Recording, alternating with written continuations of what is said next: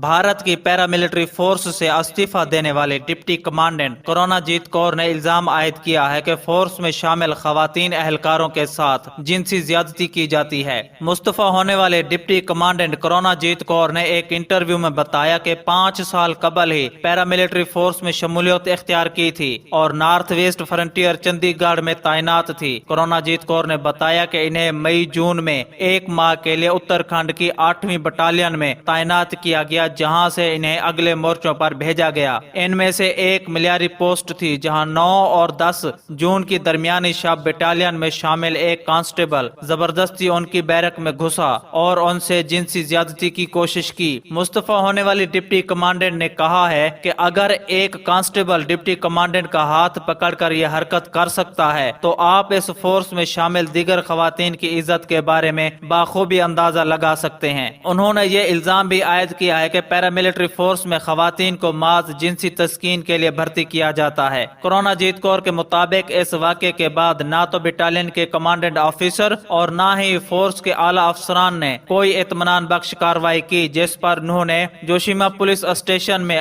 FIR درج کرائی اور اب معاملہ عدالت میں ہے۔ سابق ڈپٹی کمانڈنٹ کا الزام ہے کہ انہیں DIG نے بھی دھمکیاں دیں اور 1 ماہ طویل رخصت پر بھیجے جانے سے پہلے مختلف طریقوں سے ہراساں کیا گیا۔ کروناجیت کور کے مطابق فورس میں ہونے کی وجہ سے انہیں فورس کے نظم و ضبط میں رہنا تھا اور ایسے میں سچائی سامنے نہیں آ سکتی تھی، اس لیے استعفیٰ دیا۔ تو ناظرین، نیچے کمنٹ باکس میں اپنی قیمتی رائے کا اظہار ضرور کریں۔ اللہ حافظ۔